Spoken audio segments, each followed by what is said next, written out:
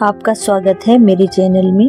प्रस्तुत है मोहन राकेश जी द्वारा लिखी हुई कहानी मलबे का मालिक। पूरे 7.5 साल के बाद वे लोग लाहौर से अमृतसर आए थे। हॉकी का मैच देखने का तो बस बहाना ही था। उन्हें ज्यादा चाव उन घरों और बाजारों को फिर से देखने का था जो 7.5 साल पहले उनके लिए पराये हो गए थे। हर सड़क पर मुसलमानों की कोई न कोई टोली घूमती नजर आ जाती थी। उनकी आंखें इस आग्रह के साथ वहां की हर चीज को देख रही थी जैसे वह शहर साधारण न होकर एक अच्छा खासा आकर्षण केंद्र हो। तंग बाजारों में से गुजरते हुए वे एक दूसरे को पुरानी चीजों की याद दिला रहे थे। देख फतेह दीना, मिस्री बाजार में अब मिस्री की दुकानें पहले से कितनी कम रह गई हैं। उस नुक्कड़ पर सुखी भटियारिन की भट्टी थी जहां अब यह पान वाला बैठा है। यह नमक मंडी देख लो खान साहब, यहाँ की एक एक लालाइन वह नमकीन होती है कि बस। बहुत दिनों के बाद बाजारों में तुर्रेदार और लाल तुर्की टोपियां नजर आ रही थीं। लाहौर से आए हुए मुसलमानों में काफी संख्या ऐसे लोगों की थी जिन्हें विभाजन के समय मजबूर होकर अमृतसर छोड़कर जाना पड़ा था। 7.5 साल में आए अनिवार्य परिवर्तनों को देखकर कहीं उनकी आंखों में हैरानी भर जाती और कहीं अफसोस घिरा आता। वल्लाह, कटरा जयमल से इतना चौड़ा कैसे हो गया? क्या इस तरफ के सब मकान जल गए? यहाँ हकीम आसिफ अली की दुकान थी ना, अब यहाँ एक मोची ने कब्जा कर रखा है। और कहीं कहीं ऐसे ही वाक्य सुनाई दे जाते। वली, यह मस्जिद ज्यों की त्यों खड़ी है, इन लोगों ने इसका गुरुद्वारा नहीं बना दिया? जिस रास्ते से भी पाकिस्तानियों की टोली गुजरती, शहर के लोग उत्सुकता पूर्वक उनकी ओर देखते रहते। कुछ लोग अब भी मुसलमानों को आते देखकर आशंकित से रास्ते से हट जाते, जबकि दूसरे आगे बढ़कर उनके बगलगीर होने लगते। ज्यादातर वे आगंतुकों से ऐसे ऐसे सवाल पूछते कि आजकल लाहौर का क्या हाल है, अनारकली में अब पहले जितनी रौनक होती है या नहीं। सुना है साहलमी गेट का बाजार पूरा नया बना है। कृष्णनगर में तो खास तब्दीली नहीं आई। वहाँ रिश्वतपुरा क्या वाकई रिश्वत के पैसों से बना है? कहते हैं पाकिस्तान में अब बुर्का बिल्कुल उड़ गया है, यह ठीक है? इन सवालों में इतनी आत्मीयता झलकती थी कि लगता था लाहौर एक शहर नहीं, हजारों लोगों का सगा संबंधी है जिसके हालात जानने के लिए वे उत्सुक हैं। लाहौर से आए हुए लोग उस दिन शहर भर के मेहमान थे, जिनसे मिलकर और बातें करके लोगों को खामखा खुशी का अनुभव होता था। बाजार बामसाम अमृतसर का एक उपेक्षित सा बाजार है जो विभाजन के पहले गरीब मुसलमानों की बस्ती थी। वहाँ ज्यादातर बांस और सहतीरों की ही दुकानें थी जो सबकी सब एक ही आग में जल गई थी। बाजार बामसाम की वह आग अमृतसर की सबसे भयानक आग थी, जिससे कुछ देर के लिए तो सारे शहर के जल जाने का अंदेशा पैदा हो गया था। बाजार बामसाम के आसपास के कई मोहल्लों को तो उस आग ने अपनी लपेट में ले ही लिया था। खैर, किसी तरह वह आग काबू में आ तो गई, पर उसमें मुसलमानों के एक एक घर के साथ हिंदुओं के भी 4-4, 6-6 घर जलकर राख हो गए। अब 7.5 साल में उसमें से कई इमारतें तो फिर से खड़ी हो गई थी, मगर जगह जगह मलबे के ढेर अब भी मौजूद थे। नई इमारतों के बीच बीच में मलबे के ढेर अजीब ही वातावरण प्रस्तुत करते थे। बाजार बामसाम में उस दिन भी चहल पहल नहीं थी, क्योंकि उस बाजार के ज्यादातर बासिंदे तो अपने मकानों के साथ ही शहीद हो गए थे, और जो बचकर चले गए थे उनमें शायद किसी में भी लौटकर आने की हिम्मत बाकी नहीं रही थी। सिर्फ एक दुबला पतला बुढ़ा मुसलमान ही उस वीरान बाजार में आया और वहाँ की नई और जली हुई इमारतों को देखकर जैसे भूल भुलैया में पड़ गया। बाईं हाथ को जाने वाली गली के पास पहुंचकर उसके कदम अंदर मुड़ने को हुए, मगर फिर वह हिचकिचाकर वहीं बाहर ही खड़ा रह गया, जैसे उसे विश्वास ही नहीं हुआ कि यह वही गली है या नहीं जिसमें वह जाना चाहता है। गली में एक तरफ कुछ बच्चे कीड़ा कीड़ी खेल रहे थे और कुछ अंतर पर 2 स्त्रियां ऊंची आवाज में चीखती हुई एक दूसरे को गालियां दे रही थीं। सब कुछ बदल गया, मगर बोलियां नहीं बदली। बूढ़े मुसलमान ने धीमे स्वर में अपने से कहा और छड़ी का सहारा लिए खड़ा रहा। उसके घुटने पजामे से बाहर निकल रहे थे और घुटनों में थोड़ा ऊपर ही उसकी शेरवानी में 3-4 पैबंद लगे थे। गली से एक बच्चा रोता हुआ बाहर को आ रहा था। उसने उसे पुचकार कर पुकारा, इधर आ बेटे, आ इधर, देख तुझे चिज्जी देंगे, आ। और वह अपनी जेब में हाथ डालकर उसे देने के लिए कोई चीज ढूंढने लगा। बच्चा क्षण भर के लिए चुप कर गया, लेकिन फिर उसने होंठ बिसोर लिए और रोने लगा। एक 16-17 बरस की लड़की गली के अंदर से दौड़ती हुई आई और बच्चे की बाह पकड़कर उसे घसीटती हुई गली में ले चली। बच्चा रोने के साथ साथ अपनी बाह छुड़ाने के लिए मचलने लगा। लड़की ने उसे बाहों में उठाकर अपने साथ चिपका लिया और उसका मुंह चूमती हुई बोली, चुप कर मेरा वीर, रोएगा तो तुझे वह मुसलमान पकड़कर ले जाएगा, मैं वारी जाऊं, चुप कर। बूढ़े मुसलमान ने बच्चे को देने के लिए जो पैसे निकाला था वह वापस जेब में रख लिया। सिर से टोपी उतारकर उसने वहां थोड़ा खुजलाया और टोपी बगल में दबा ली। उसका गला खुश्क हो रहा था और घुटने जरा जरा कांप रही थी। उसने गली के बाहर की बंद दुकान के तख्ते का सहारा ले लिया और टोपी फिर से सिर पर लगा ली। गली के सामने जहां पहले ऊंची ऊंची सहतीर रखे रहते थे, वहां अब तिमंजिला मकान खड़ा था। सामने बिजली के तार पर 2 मोटी मोटी चीलें बिल्कुल जड़ होकर बैठी थी। बिजली के खंबे के पास थोड़ी धूप थी। वह कई पल धूप में उड़ते हुए जर्रों को देखता रहा। फिर उसके मुंह से निकला, या मालिक। एक नवयुवक चाबियों का गुच्छा घुमाता हुआ गली की ओर आया और बूढ़े को खड़े देखकर उसने रुककर पूछा, कहिए मियाँ जी, यहाँ किस तरह खड़े हैं? बूढ़े मुसलमान की छाती और बाहों में हल्की सी कंपकंपी हुई और उसने होंठों पर जबान फेरकर नवयुवक को ध्यान से देखते हुए पूछा, बेटे, तेरा नाम मनोरी नहीं है? नवयुवक ने चाबियों का गुच्छा हिलाना बंद करके मुट्ठी में ले लिया और आश्चर्य के साथ पूछा, आपको मेरा नाम कैसे पता? 7.5 साल पहले तू बेटे इतना सा था, कहकर बूढ़े ने मुस्कुराने की कोशिश की। आप आज पाकिस्तान से आए हैं? मनोरी ने पूछा। हाँ, मगर पहले हम इसी गली में रहते थे, बूढ़े ने कहा। मेरा लड़का चिराग दिन तुम लोगों का दर्जी था। तकसीम से 6 महीने पहले हम लोगों ने यहाँ अपना नया मकान बनाया था। ओ गनी मियाँ, मनोरी ने पहचान कर कहा। हाँ बेटे, मैं तुम लोगों का गनी मियाँ हूँ। चिराग और उसके बीवी बच्चे तो नहीं मिल सकते, मगर मैंने कहा कि एक बार मकान की सूरत ही देख लो। और उसने टोपी उतारकर सिर पर हाथ फेरते हुए आंसुओं को बहने से रोक लिया।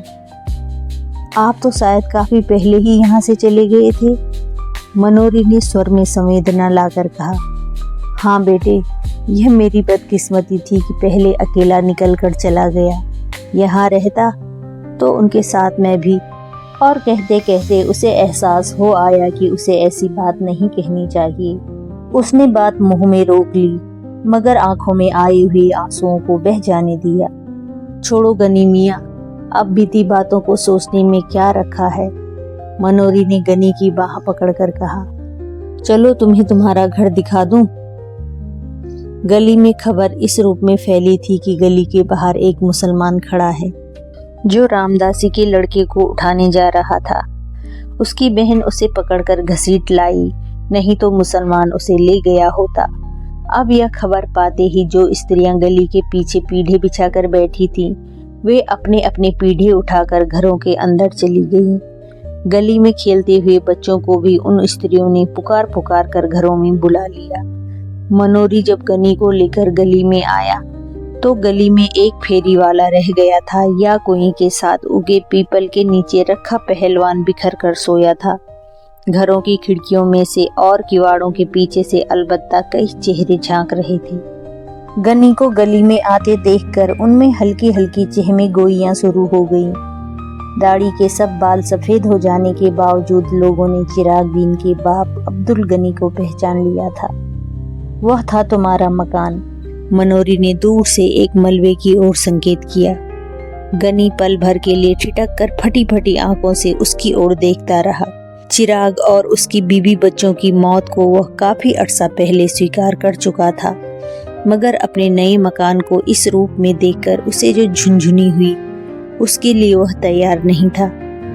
उसकी जबान पहले से ज्यादा खुश्क हो गई और घुटने भी और ज्यादा कांपने लगे। वह मलबा? उसने अविश्वास के स्वर में पूछा।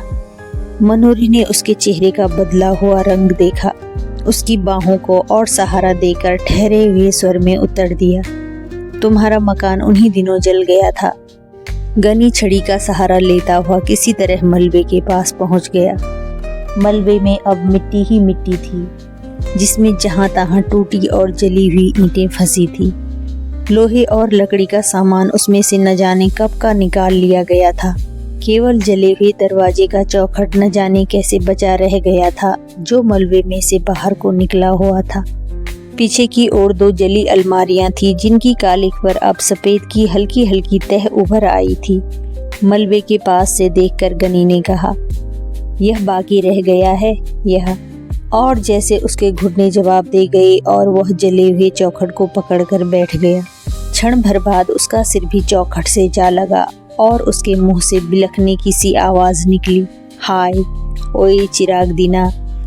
जले हुए किवाड़ का चौखट 7.5 साल मलबे में से सिर निकाले खड़ा हो रहा था, मगर उसकी लकड़ी बुरी तरह भुरभुरा गई थी।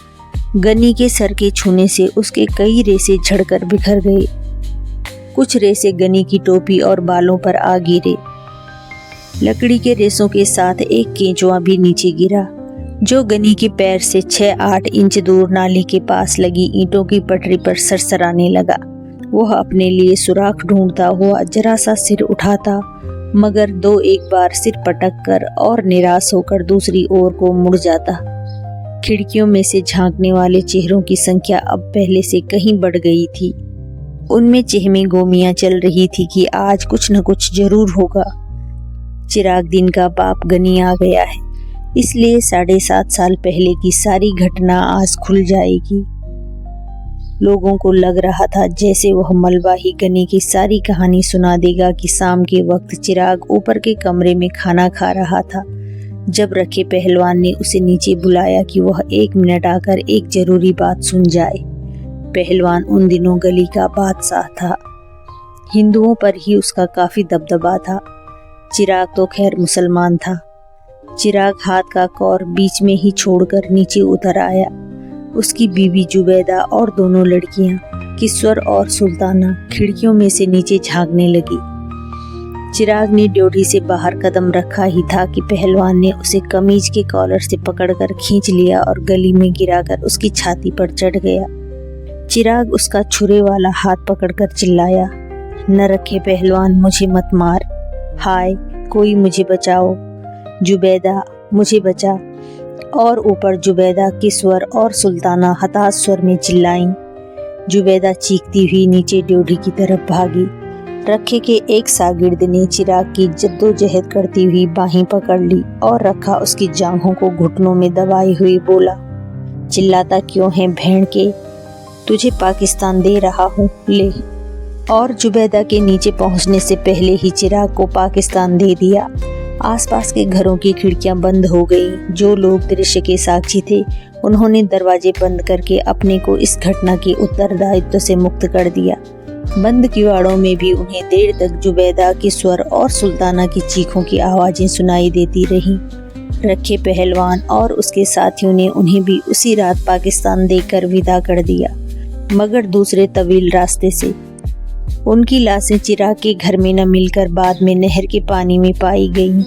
2 दिन तक चिराग के घर में छानबीन होती रही थी। जब उसका सारा सामान लूटा जा चुका तो न जाने किसने उस घर को आग लगा दी। रखे पहलवान ने कसम खाई थी कि वह आग लगाने वाले को जिंदा जमीन में गाड़ देगा, क्योंकि उसने उस मकान पर नजर रखकर ही चिराग को मारने का निश्चय किया था। उसने उस मकान को शुद्ध करने के लिए हवन सामग्री भी खरीद रखी थी, मगर आग लगाने वाले का पता ही नहीं चल सका। उसे जिंदा गाड़ने की नौबत तो बाद में आती।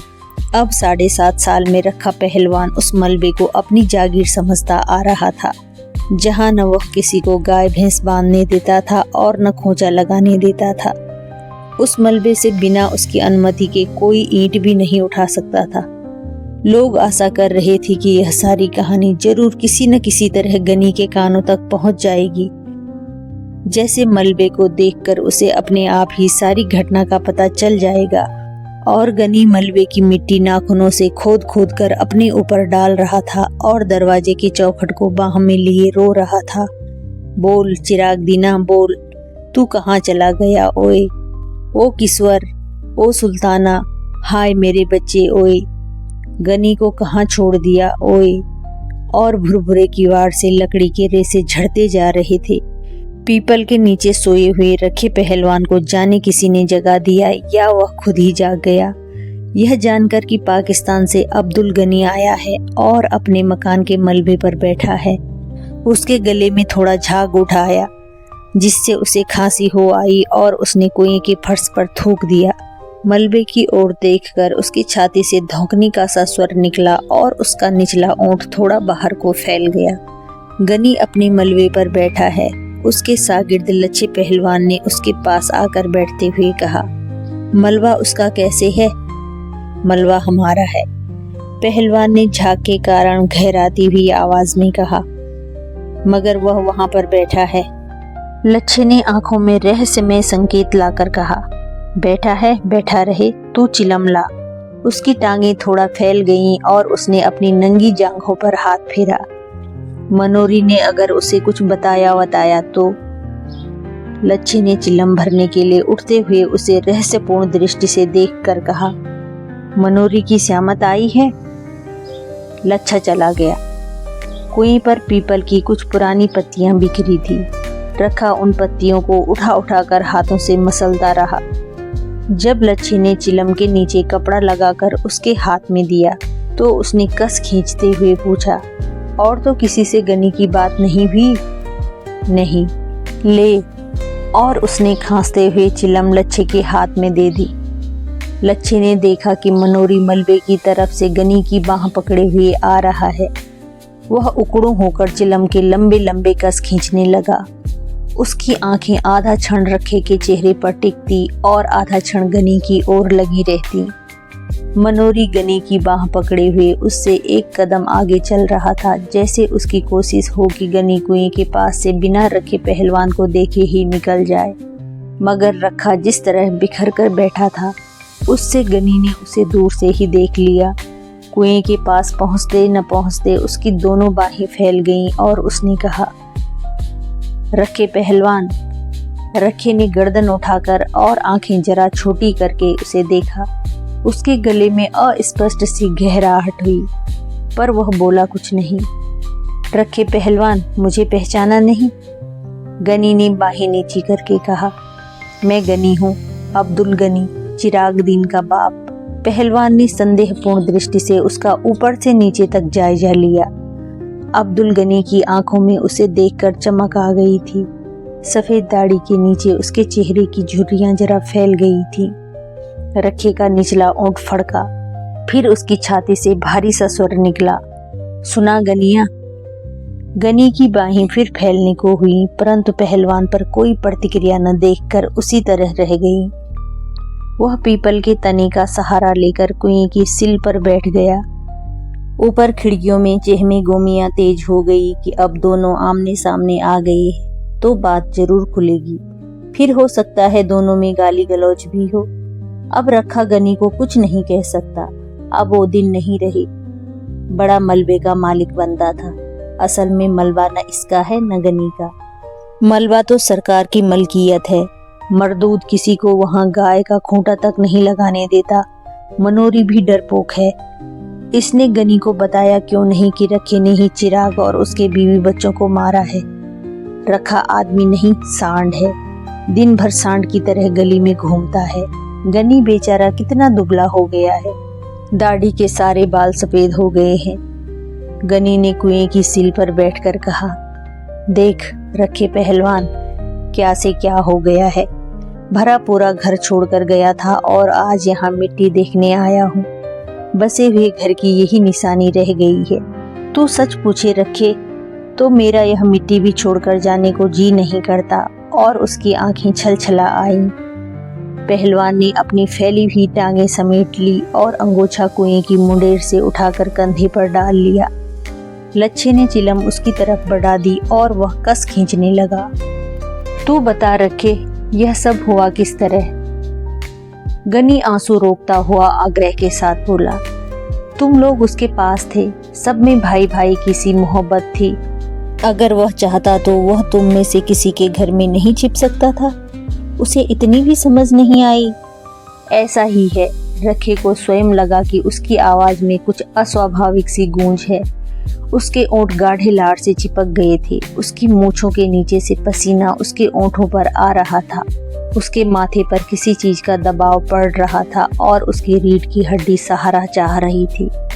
पाकिस्तान का क्या हाल है? उसने वैसे ही स्वर में पूछा। उसके गले की नसों में तनाव आ रहा था। उसने अंगूछे से बगलों का पसीना पोंछा और गले का झाग मुंह में खींच खींच कर गली में थूक दिया।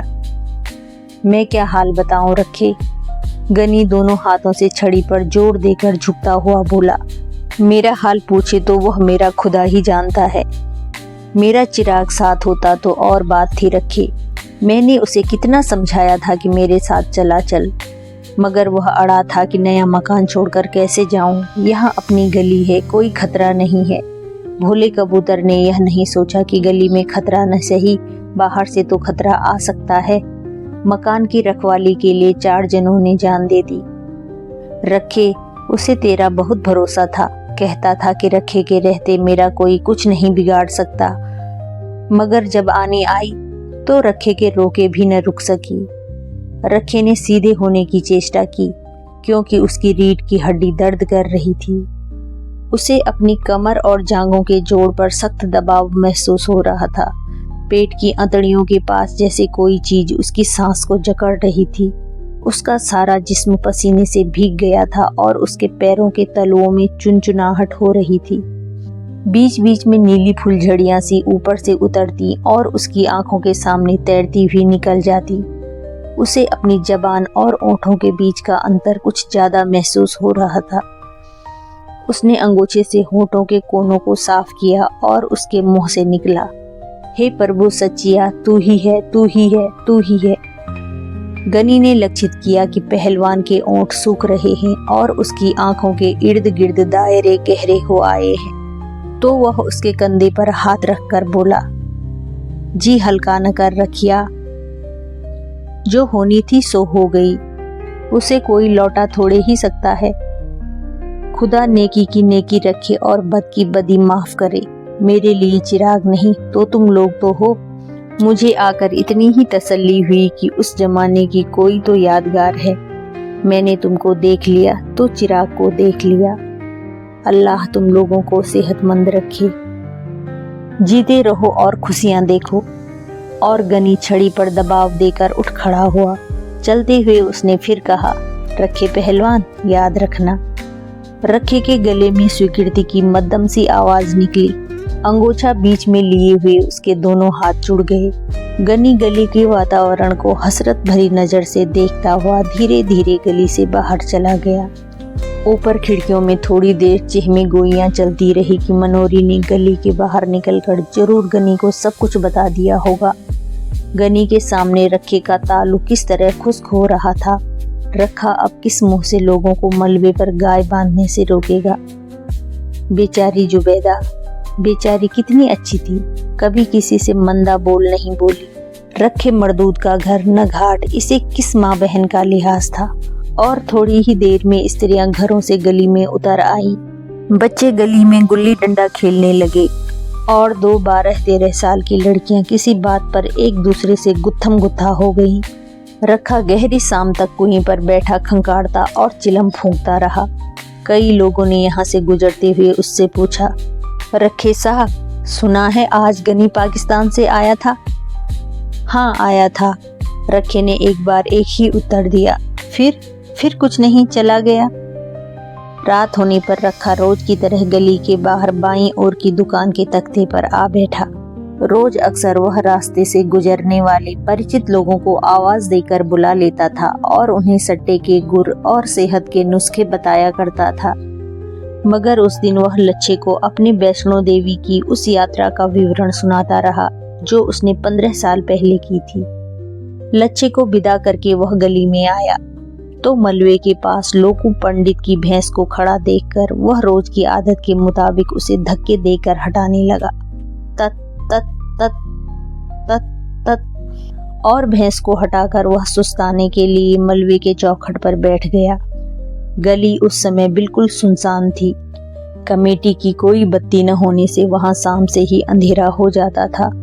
मलबे के नीचे नाली का पानी हल्की आवाज करता हुआ बह रहा था। रात की खामोशी के साथ मिली हुई कई तरह की हल्की हल्की आवाजें मलबे की मिट्टी में से निकल रही थी। चू चू चू, चिक चिक चिक, चिर चिर री री री री री चिर। एक भड़का हुआ कौवा न जाने कहां से उड़कर लकड़ी के चौखट पर आ बैठा। उससे लकड़ी के रेसे इधर उधर छितरा गए। कौवे के वहां बैठते न बैठते मलबे के एक कोने में लेटा हुआ कुत्ता गुर्रा कर उठा और जोर जोर से भौंकने लगा। भौ वो। कौवा कुछ देर सहमा सा चौखट पर बैठा रहा, फिर वह पंख फड़फड़ाता हुआ उड़कर कुएं के पीपल पर चला गया। कौवे के उड़ जाने पर कुत्ता और नीचे उतर आया और पहलवान की ओर मुंह करके भौंकने लगा। पहलवान उसे हटाने के लिए भारी आवाज में बोला, धुर धुर धुर धुरे। मगर कुत्ता और पास आकर भौंकने लगा, वो हट हट धुर धुर धुर, वो। पहलवान ने एक ढीला उठाकर कुत्ते की ओर फेंका। कुत्ता थोड़ा पीछे हट गया पर इसका भौंकना बंद नहीं हुआ।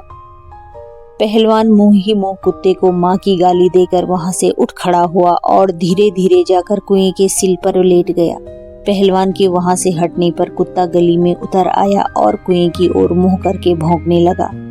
काफी देर भौंक कर जब गली में उसे कोई प्राणी चलता फिरता दिखाई नहीं दिया तो वह एक बार कान झटक कर मलबे पर लौट आया और वहां कोने में बैठकर गुर्राने लगा।